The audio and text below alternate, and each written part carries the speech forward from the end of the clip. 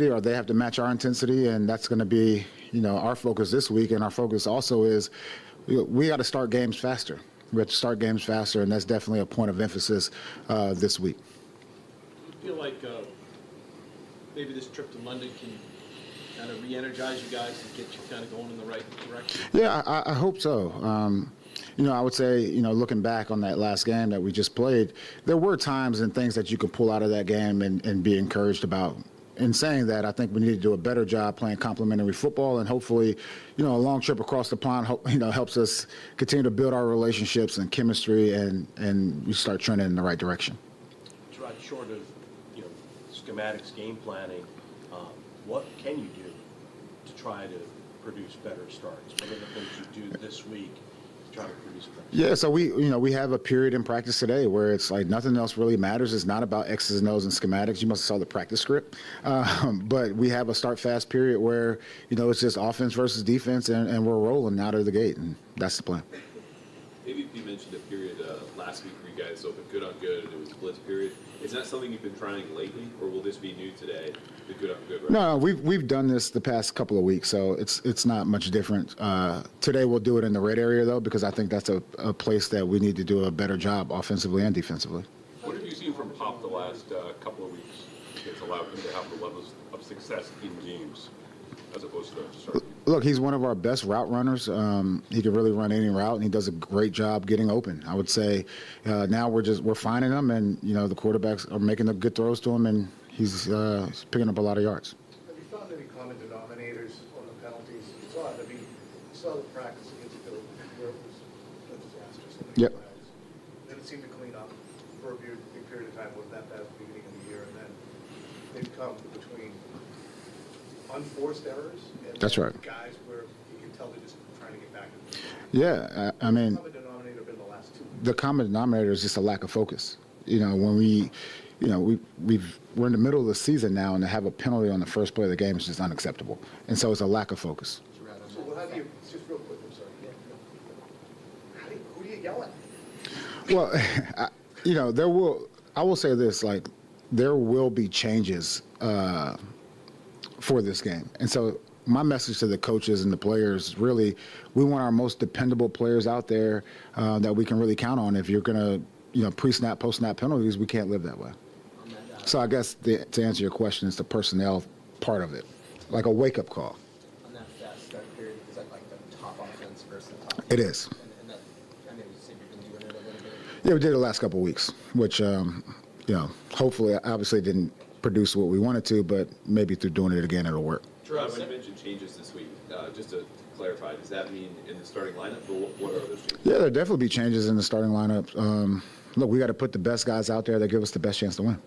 Coach, I know the linebackers are put in a tough spot. No Juwan Bentley, just activated, so they talkie, but what have you seen from that group?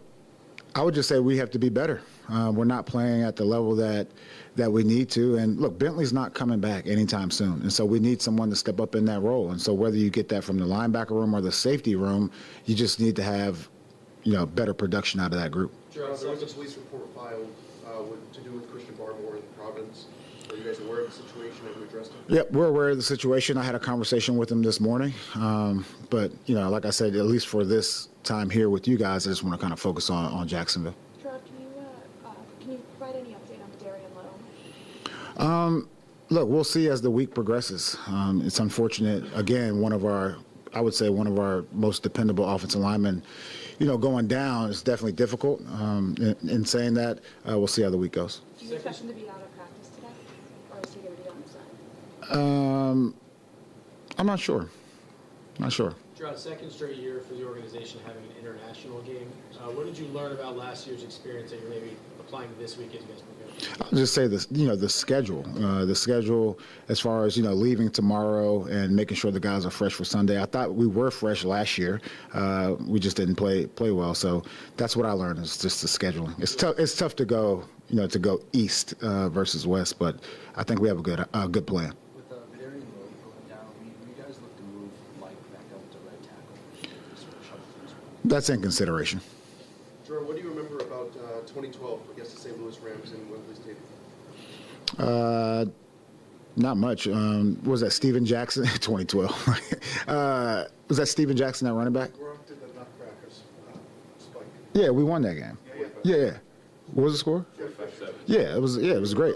You know, honestly, I remember more about after the game because we had a good time before we got back on the plane.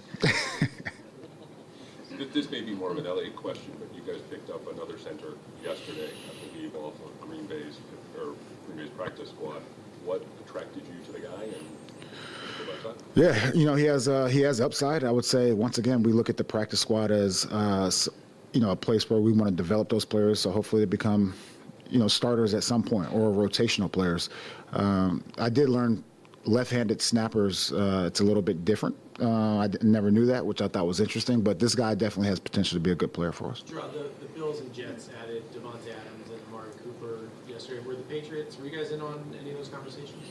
You know, those are conversations that we, you know, when I say we, the scouting department, Elliott and his staff, and the coaches talk about. I would say those teams that you're mentioning are at different points in that cycle. You know, so we weren't really in on that stuff.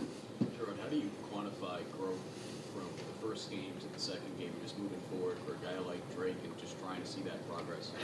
Yeah, you know, for a guy like Drake or really any other player, you want to see him get better in practice. And then obviously you get to the game, you want to see the confidence. You want to build off the things from the previous game or the prior game and just continue to, you know, erase the mistakes that he made in this past game.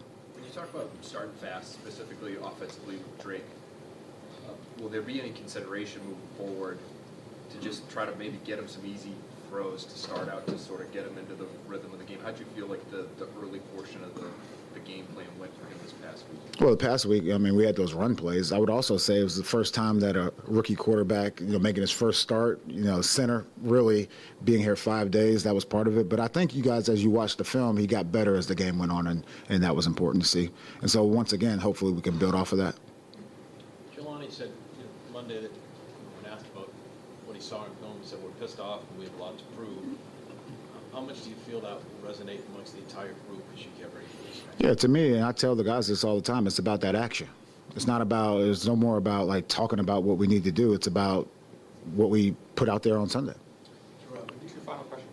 When you talk about this being a foundational year and the concept of we're going to figure out what we have and then what we have going forward, how do you maintain what is kind of a building year when you're not at a point in the cycle and maintaining the urgency of the players to, hey, but we need to win now. No. It's not just next year. And that's the tough balance. And I would say, you know, from my perspective, we can win with the guys in that locker room. And we just have to go out there and do it. And it starts this week against Jacksonville. Jerod, you'll obviously see Mac Jones this weekend.